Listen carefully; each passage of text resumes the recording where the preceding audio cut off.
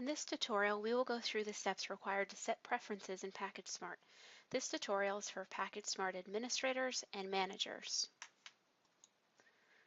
PackageSmart can be configured with 2 or 3 levels of inventory.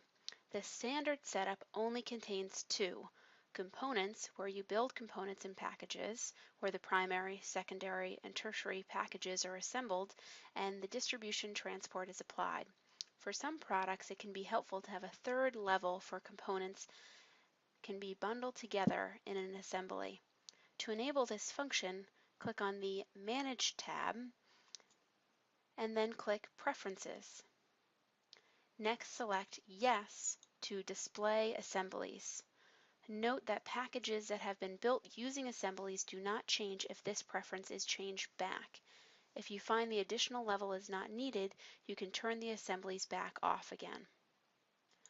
We recommend that you start with only 2 levels and only add the third if it becomes necessary. Experience has shown that this extra level is very seldom needed, yet is very time-consuming and confusing for non-LCA experts. This concludes the Setting Preferences tutorial.